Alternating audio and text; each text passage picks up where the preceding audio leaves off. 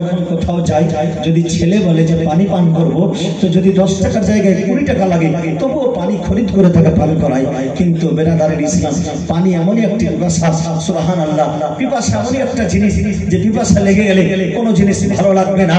এই 3 দিন ধরে কারবালার প্রান্তরে ফোরাত নদীকে বন্ধ করা হয়েছে। বেরাদার এক বিন্দু পর্যন্ত পানি নাই। হযরত আলী আকবর পানির জন্য ফিরে এসেছেন। শেষ পর্যন্ত হযরত হোসেন এই আঙুঠি চুষিয়ে সান্ত্বনা দিয়ে আবার পাঠিয়ে দিলেন। বেরাদারের ইসলাম, সুবহানাল্লাহ, যখন পাঠালেন তখন বলছেন, ইমাম হোসেন বেটা আমার আলী আকবর, তুমি চিন্তা করো না, তোমার নানা জান হাউজে কাউসার নিয়ে তোমার জন্য অপেক্ষা করছে। যাও বেটা, তুমি কারবালার প্রান্তরে যাও, তুমি একেবারে নানা জানের হাত থেকে তুমি হাউজে কাউসার পান করবে। আল্লাহু আকবার। এই কথা বললেন হযরত আলী আকবর আবার যুদ্ধের ময়দানে গেলেন। যুদ্ধের ময়দানে সুবহানাল্লাহ 3 দিনের ভুকা প্যাসা আলী আকবর ভুকা সেই কুকুরদের উপরে হামলা করেছে।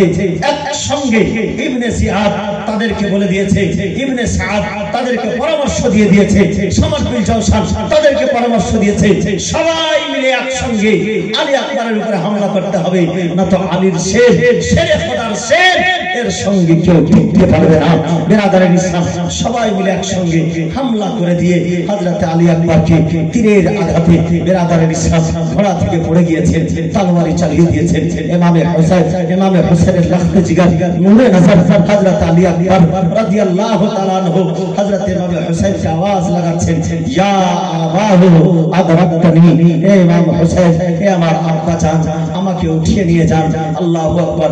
এই কথা যখন শুনতে পেলেন ইমামে হোসেন ছুটে আসলেন, আলী আকবরকে বুকের সঙ্গে জড়িয়ে ধরলেন, চেহারা মোবারককে কাপড় দিয়ে মুছে মুছে পরিষ্কার করছে। আল্লাহু আকবার। যে চেহারা মোবারক দেখলে কলিজা ঠান্ডা হয়ে যায়, রাসূলের পাকের মতো চেহারা, সেই নূরের মতো চেহারাতে কতই না আঘাত হয়েছে, রক্তে রক্তাক্ত হয়ে গেছে। ইমাম আলী আকবর আল্লাহু আকবার কলিজার সঙ্গে জড়িয়ে ধরেছে। বেরাদার, আমরা সকলেই জানি পৃথিবীর বুকে যদি সবচাইতে কিছু ভারী থাকে তবে বাপের কাঁধায় ছেলের লাশ। হযরত আলী আকবর নবযুবক, সুবহানাল্লাহ, 18 বছর মাত্র বয়স।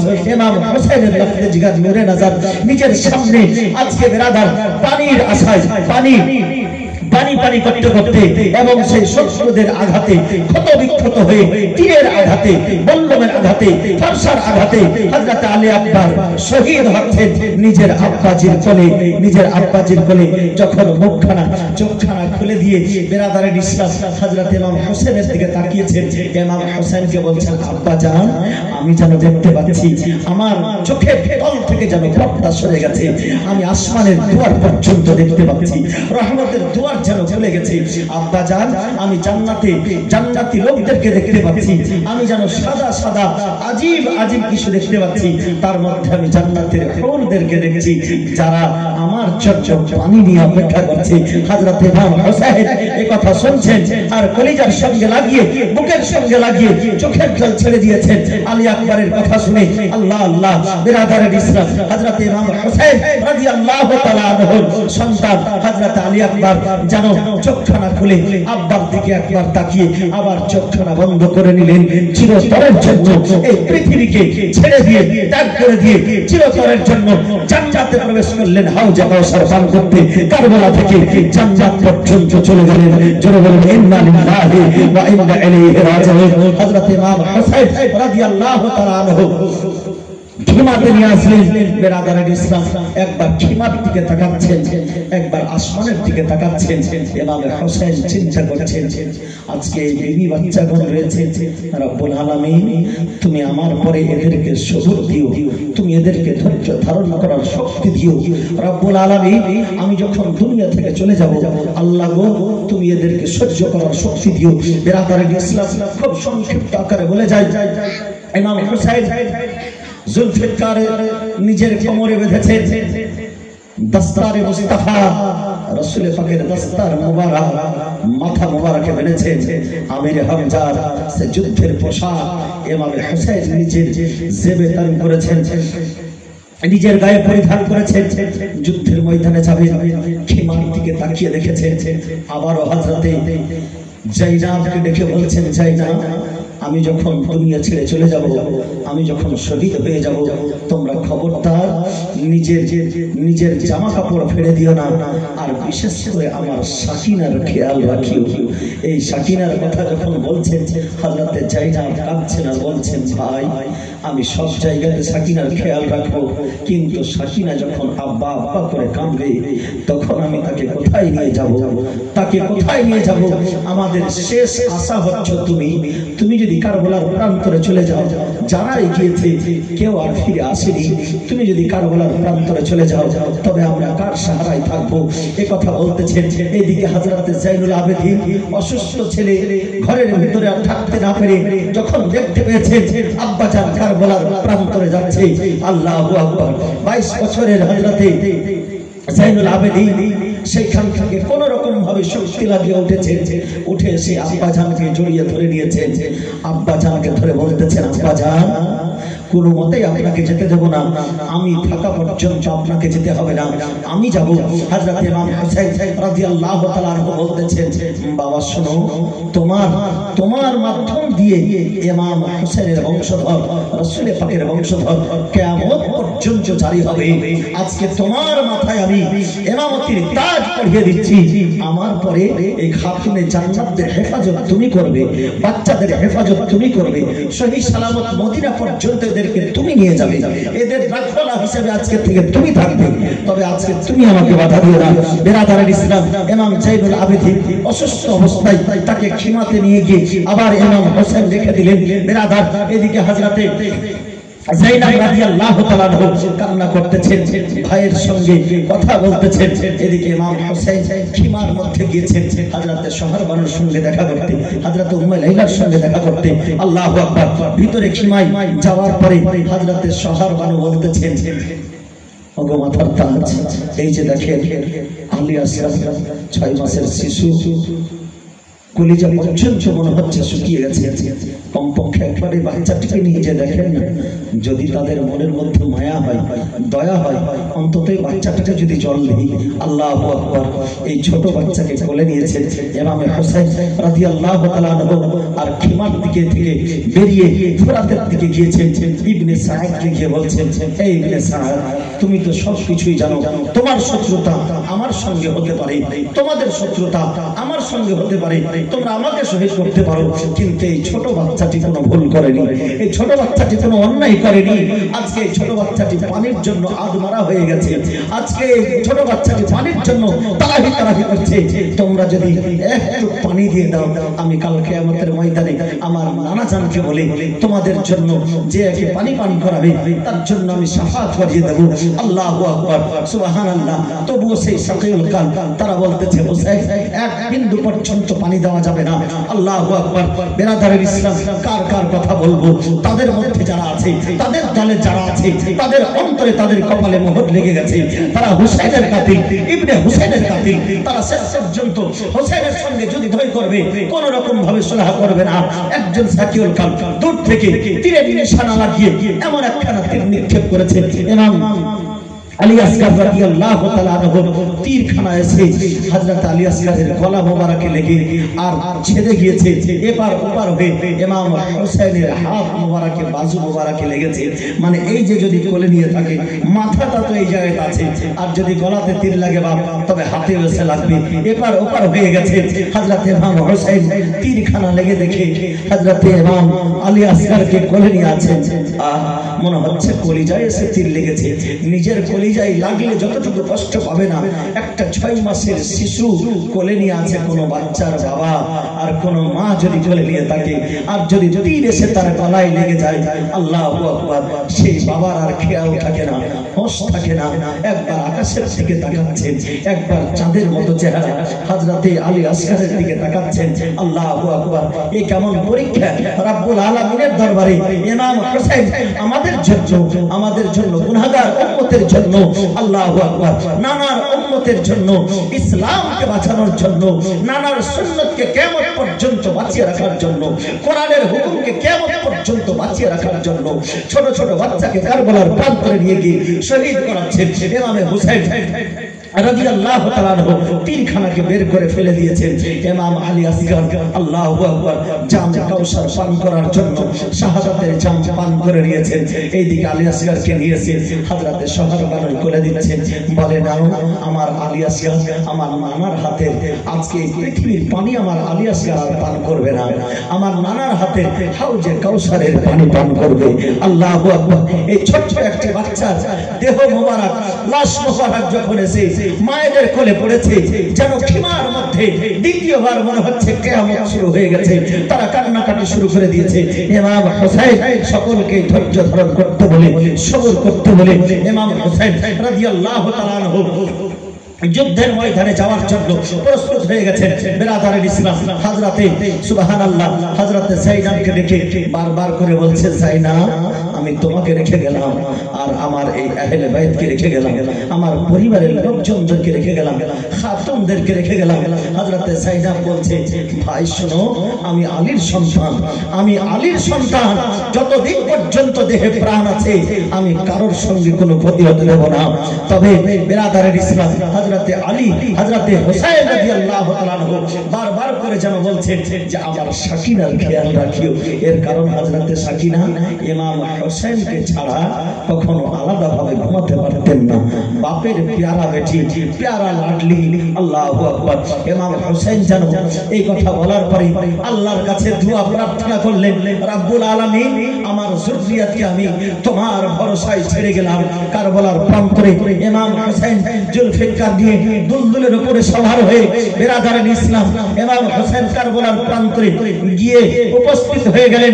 আবারও ইমাম হোসেন বক্তব্য রাখছেন, শোনো, এতক্ষণ পর্যন্ত আমার ভাই ভাতিজা, আমার ছেলে, আমাদের আহলে বাইতের মধ্যে অনেককেই তোমরা শহীদ করে দিয়েছো, তোমরা এবার একটু সাবধান হয়ে যাও, একটু চিন্তা ভাবনা করো। এর কারণ আমাকে শহীদ করতে এত তাড়াতাড়ি করিও না। আমাকে শহীদ করলে কোনো মতেই ক্ষমা নাই। যদি এখনো তোমরা তওবা করে নাও, আমার হাতে যদি বাইত গ্রহণ করে নাও, যদি তোমরা আজকে আমার নানার শরীয়তকে মেনে নাও, তোমরা গুনাহগার, তোমরা আলী আসগরের শহীদ, তোমরা আলী আসগরের হত্যাকারী হয়েছো, তোমরা আলী আসগরকে শহীদ করেছো, আলী আকবরকে শহীদ করেছো, জাফর বিন আব্দুল্লাহকে, জাফর বিন কি বলে যে আলীকে শহীদ করেছো, হযরতে আউন বিন আলীকে শহীদ করেছো, হযরতে আব্বাস আলমদারকে শহীদ করেছো। তবু আমার নানার কাছে আমি তোমাদের জন্য সুপারিশ করব, তোমাদের আমি শাস্তি কম করিয়ে দেব, তোমাদের জন্য আমি শাফাআত করে নেব, কিন্তু আমাকে শহীদ করিও না। এর কারণ হচ্ছে যে যতক্ষণ পর্যন্ত তোমরা আলী আসগরকে শহীদ করেছো, তবে একজন মুমিনকে শহীদ করেছো, আহলে বাইতকে শহীদ করেছো, হযরত আব্বাসকে শহীদ করেছো, মুমিনকে শহীদ করেছো, আহলে বাইতকে শহীদ করেছো, হুরকে শহীদ করেছো, একজন মুমিনকে শহীদ করেছো, আব্দুল্লাহ বিন ওহাবকে শহীদ করেছো, একজন মুমিনকে শহীদ করেছো, জাফরকে শহীদ করেছো, একজন মুমিনকে শহীদ করেছো, মুহাম্মদকে শহীদ করেছো, একজন মুমিনকে শহীদ করেছো। কিন্তু হুসাইনকে যখন শহীদ করবে তো দ্বীনকে শহীদ করা হয়ে যাবে। মুমিনকে শহীদ করার পরেও, শক্ত থেকে শক্ত গুনাহ করার পরেও, বড় থেকে বড় গুনাহ করার পরেও যদি তওবা ইস্তেগফার করো, যদি আমার নানার ইসলামকে যদি আঁকড়ে ধরে নাও, যদি কোরআনের উপরে আমল করো, তবুও আমি তোমাদের শাফাআত করি, একদিন না একদিন জান্নাতে নিয়ে যাওয়ার চেষ্টা করব। কিন্তু যদি আমাকে শহীদ করে দাও, তবে জান্নাতের কসম পর্যন্ত পাবে না। কারণ আমাকে শহীদ করলে দ্বীনকে শহীদ করা হবে। বেরাদারের ইসলাম, কারণ আমাকে তুমি দুনিয়া মনে করিও না। আমাকে ওই কথাটি বলো যে কথাটি খাজা মঈনুদ্দিন চিশতি আজমিরি আলাইহি রাহমাতুল ইসলাম আজমিরের মাটিতে বলেছিলেন, শাহ হাসত হুসাইন, বাদশাহ হাসত হুসাইন, সরদার দাদ দস্তদার দস্তে আজিজ, হক্কা के बिना ला इलाहा हस्त हुसैन, दी हस्त हुसैन, दी पन्हा हस्त हुसैन। जोरे बोलो सुभान अल्लाह। इमाम हुसैन রাদিয়াল্লাহু তাআলা আনহু আবারও তাদেরকে বলছেন, কারণ কাল কিয়ামতের ময়দানে কেউ বলতে পারে যে হুসাইন যখন এসেছিল তখন আমাদেরকে বুঝাতে পারতেন, আমাদেরকে বুঝাননি। হযরতে রাহমাতুল্লিল আলামিনের নামাসা রহমতি নিগাহেতে দেখছেন, বলে শোনো, তোমরা যে আমাকে শহীদ করে দেওয়ার জন্য চলে এসেছো, শুনে নাও, আমার সঙ্গে যুদ্ধ করো না, এখনো থেমে যাও, কিন্তু সাতাইল কাল সামারচিল জওশান আবারও যেন আগুন লাগানোর মতো কথা বলে তোমার কোনো কথা শোনা হবে না, যুদ্ধের জন্য প্রস্তুত হয়ে যাও। এইদিকে জুমার সময় কাছে আসছে, ইমাম পাক আলাইহিস সালাম এক জায়গাতে দাঁড়িয়ে আছে। আল্লাহু আকবার। 22,000 সৈন্যের মধ্যে মনে হচ্ছে শেরে বাব্বার এসে খাড়া হয়ে গেছে। এই শেরে বাব্বারকে সামাল দেওয়ার মতো কোন একজন ব্যক্তি নাই। ইমামে হোসেন যেই দিকে যাচ্ছে সেই দিকে মনে হচ্ছে তলোয়ারি দিয়ে, আল্লাহু আকবার, তলোয়ারি দিয়ে লাইনকে সাফা করে দিচ্ছে। ইমাম হোসেন যখন যুদ্ধ আরম্ভ করছে মনে হচ্ছে বিরাদারের ইসলাম ইমাম হোসেনের তলোয়ারিতে, আল্লাহু আকবার, আকাশের নক্ষত্রগুলি মনে হচ্ছে ইমাম হোসেনের তলোয়ারিতে এসে লেগে গিয়েছে। ইমাম হোসেনের তলোয়ারি এমন ভাবে চমকাচ্ছে, আল্লাহু আকবার। ইমাম হোসেন যখন যুদ্ধ করতে আরম্ভ করেছে মনে হচ্ছে হযরতে আদম আলাইহিস সালামের দোয়া কবুল হচ্ছে। ইমাম হোসেন যখন যুদ্ধ করতে আরম্ভ করেছে মনে হচ্ছে হযরতে নূহ আলাইহিস সালামের নৌকা যদি পর্বতে লেগে গিয়েছে। হযরতে ইমাম হোসেন যখন যুদ্ধ করতে আরম্ভ করেছে, আল্লাহু আকবার, মনে হচ্ছে হযরতে আলীর ক্ষমতা ইমাম হোসেনের মধ্যে চলে এসেছে। যখন ইমাম হোসেন যুদ্ধ করতে আরম্ভ করেছে মনে হচ্ছে হযরতে ফাতেমাতুজ জোহরা দুধ মোবারক আবার নতুন করে কোন হয়ে আবার ইমাম হোসেনের শরীরে বিচরণ করতে আছে। ইমাম হোসেন যখন যুদ্ধ করতে আরম্ভ করেছে বিরাদারের ইসলাম একদিক থেকে যুদ্ধ করতে লেগেছে। আল্লাহ আল্লাহ, তলোয়ারি চমকে দিয়েছে। জুলফিকারের সামনে কেউ আসবে এইরকম কোনো ক্ষমতা নাই। শেমের বিন জওশান পরেশান হয়ে গেছে, আমর বিন সাদ hayran হয়ে গেছে, কি করে থামা যায়। আজকে আমর বিন হাজ্জাজ hayran হয়ে গেছে, কি করে ইমামকে থামা যায়। এই ইমামকে যদি থামানো যায়, এই রকম না হয়ে যায়, ইতিহাসের পাতায় লেখা হবে একজন ইমাম, একজন শেরে বাব্বা, একজন নবীর সন্তান, একজন আলীর সন্তান 22,000 সৈন্যকে একাই শিকস্ত দিয়ে, একাই হারিয়ে দিয়ে ইতিহাসের পাতায় নাম লেখা হয়ে যাবে। আজকে টেনশনে পড়ে গিয়েছে শত্রুর দলেরা। এদিকে আমর বিন সাদ চিন্তা ভাবনা করে শত্রুর দলকে ঘোষণা করে দিয়েছে, চতুর্দিক থেকে তোমরা তীরের বৃষ্টি বর্ষণ করতে শুরু করো। 1-2 খানা তীর নয়, প্রায় 72 খানা তীর ইমাম আলী মাকাম আলাইহিস সালামের শরীর মুবারকে লেগেছে। শত শত যখন ভালা ফরসা তলোয়ারির আঘাত ইমাম হোসেনের শরীর মুবারকে লেগেছে। ইমাম হোসেন ক্ষতবিক্ষত লোহুলহান হয়ে আছে। আল্লাহু আকবার। যেই গলা মুবারক, যেই শরীর মুবারক আমার হোসেনকে দিয়ে আমার রাসূল পাক সাল্লাল্লাহু আলাইহি সাল্লাম কোলে নিয়ে বারবার করে চেহারা মুবারকে চুমু দিতেন, সেই চেহারা মুবারক আজকে রক্তে রক্তাক্ত হয়ে গেছে। যেই হোসেনকে দিয়ে আমার রাসূল পাক সাল্লাল্লাহু আলাইহি সাল্লাম নিজের পিঠের উপরে বসিয়েছেন, যে হোসেনের জন্য আমার নবীজি খুতবা বন্ধ করে দিয়েছেন, সেই হোসেন আজকে কারবালার প্রান্তরে খুনের দরিয়াতে মনে হচ্ছে সাঁতার কাটছে। এইদিকে মুয়াজ্জিন আযান দিয়ে দিয়েছে, এইদিকে মুয়াজ্জিন আযান হয়েছে। কোন আযান? জুমার আযান হয়েছে। ইমাম হোসেন আমর বিন সাদকে বলছে, দাঁড়াও, তোমরা একটু দাঁড়িয়ে যাও, আমাকে 2 রাকাত নামাজ আদায় করতে দাও। ইমাম হোসেনের তলোয়ার কেউ থামতে পারেনি। ইমাম হোসেন 3 দিন থেকে ভুকা পেয়াসা রয়েছে, এক বিন্দু পানি পর্যন্ত নাই। বেরাদারের ইসলাম, কিন্তু ইমাম হোসেনের তলোয়ারি থামেনি। হযরতে সাকিনার মুহাব্বতে ইমাম হোসেনের তলোয়ারি থামেনি। হযরতে শহরবানুর মুহাব্বতে ইমাম হোসেনের তলোয়ারি থামেনি। হযরতে আলী আসগারের লাশ দেখার পরেও ইমাম হোসেন চুপ করে বসেননি। কিন্তু বেরাদার, নামাজ এমনই একটি জিনিস, আজান হওয়া মাত্র নামাজের জন্য ইমাম হোসেনের তলোয়ারি থেমে গিয়েছে। আর ইমাম হোসেন রাদিয়াল্লাহু তাআলা আনহু বেরাদারের ইসলাম বলতেছেন, দাঁড়াও, আমাকে একটু নামাজ পড়তে দাও। ইমাম হোসেন যুদ্ধের ময়দানে আছে, ওযু করা লাগে না। যারা আল্লাহর রাস্তায় শহীদ হয়ে যায় তাদের ওযু সব সময় থাকে, তাদের গোসল সব সময় থাকে। ইমাম হোসেনের গোসল নষ্ট হবে না, সঙ্গে সঙ্গে দাঁড়িয়ে গেলেন। আল্লাহু আকবার। মুসাল্লা নাই, কিছু নাই, কারবালার সেই খুনি জমিনে রক্তে রক্তাক্ত হয়ে ইমাম হোসেন দাঁড়িয়ে গিয়েছেন নামাজের জন্য। 2 রাকাত নামাজ আদায় করবে, সাজদায় পড়ে গিয়েছেন, আল্লাহর সঙ্গে কানেকশন হয়ে গেছে। আল্লাহ সুবহান রাব্বিয়াল আলা। ইমাম হোসেন বলছেন সুবহান রাব্বিয়াল আলা। আসমানের ফেরেশতা সমূহ ইমাম হোসেনের এই অবস্থা দেখে আল্লাহর কাছে পারমিশন চাইছে। রব্বুল আলামিন একবার যদি পারমিশন হয় তবে আমরা 2 সাইড থেকে পাহাড়গুলিকে নিয়ে এসে তাদের উপরে চাপিয়ে দেব। একবার যদি পারমিশন হয় তাদেরকে আমি ধলিষ্যৎ করে দেব। আল্লাহু আকবার। রব্বুল আলামিনের কাছে ফেরেশতারা পারমিশন চাইছে, কিন্তু আল্লাহ রাব্বুল আলামিন ইমাম হোসেনের যে পরীক্ষার অবস্থায় রেখেছে, মানে ইমাম হোসেন যখন আল্লাহর সঙ্গে কানেকশন হয়ে গেছে, আমার নবীজি বলেন আসসালাতু মিরাজুল মুমিনিন, নামাজ হচ্ছে মুমিনদের জন্য মিরাজ, নামাজ হচ্ছে মুমিনদের জন্য আল্লাহর সঙ্গে দিদার করার একটি জারিয়া, নামাজ হচ্ছে আল্লাহর সঙ্গে সাক্ষাৎ করার একটি মাধ্যম।